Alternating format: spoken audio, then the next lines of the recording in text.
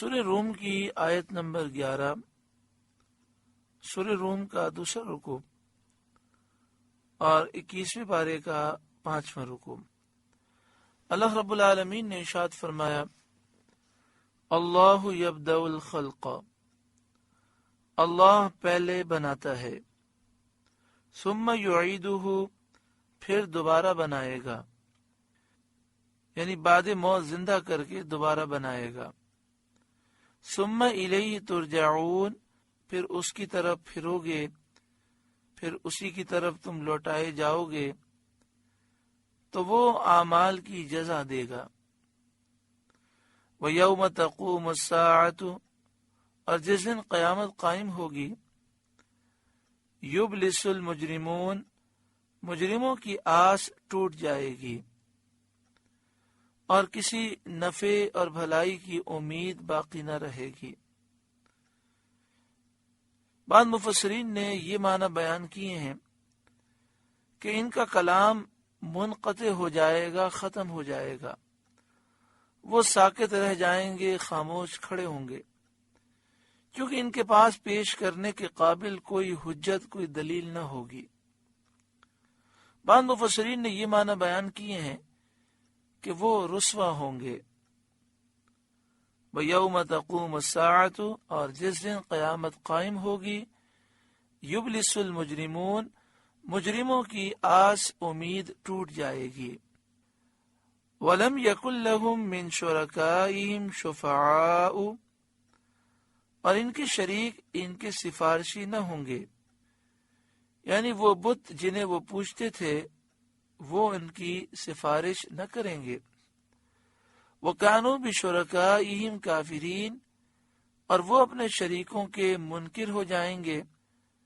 وَيَوْمَ تَقُومُ السَّاعَةُ، اور جس دن قیامت قائم ہوگی، يَوْمَئِذٍ يَتَفَرَّقُونَ، اس دن الگ ہو جائیں گے، مومن اور کافر الگ الگ ہو جائیں گے، پھر کبھی جمع نہ ہوں گے۔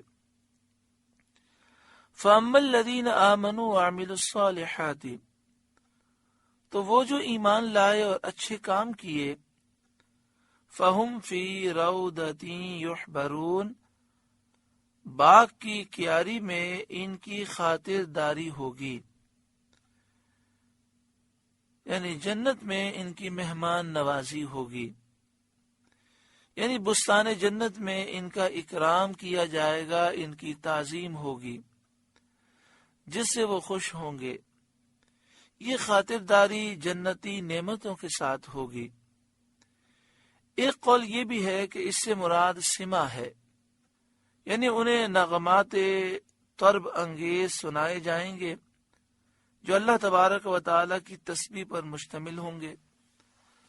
جنتی حوریں نغمے گائیں گی جس میں اللہ تعالیٰ کی تسبیح ہوگی، اور یہ نغمے موسیقی سے پاک ہوں گے، اللہ کی حمد و ثنا اس میں بیان کی جائے گی۔ وَأَمَّا الَّذِينَ كَفَرُوا، اور جو کافر ہوئے، وَكَذَّبُوا بِآيَاتِنَا، اور ہماری آیتیں جھٹلائیں، وَلِقَاءِ الْآخِرَةِ، اور آخرت کا ملنا جھٹلایا،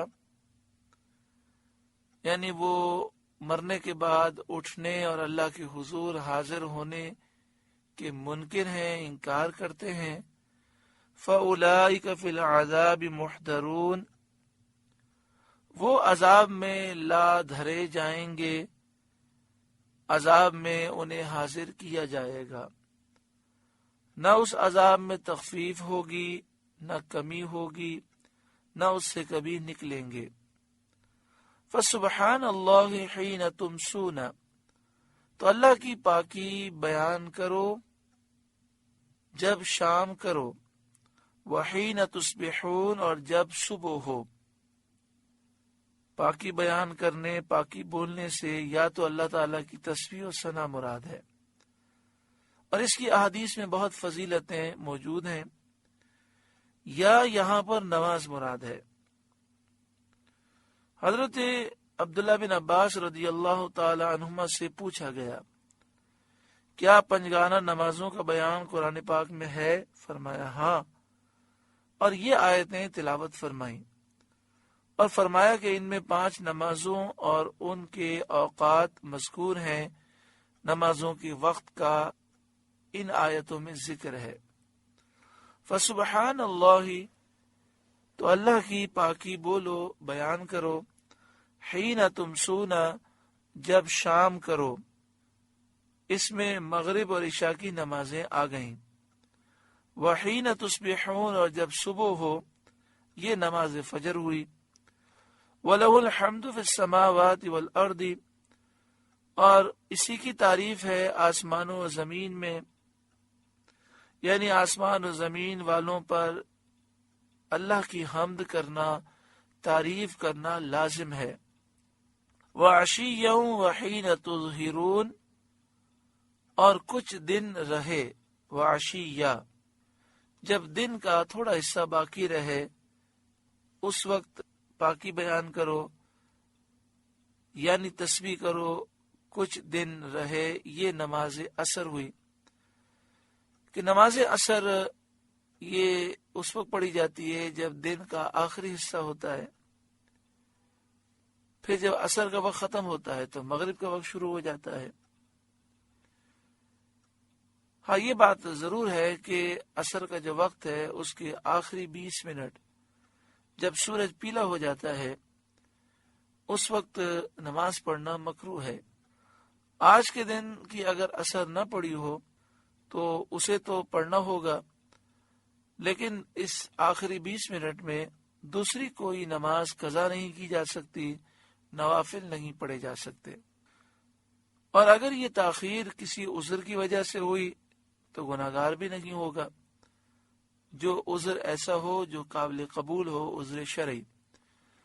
اور بغیر عذر شرعی کے اتنی تاخیر کی کہ سورج پیلا ہو گیا، آخری 20 منٹ باقی ہیں یا اس سے کم وقت باقی ہے، تو یہ مکروہ تحریمی ہے، ایسا کرنا گناہ ہے۔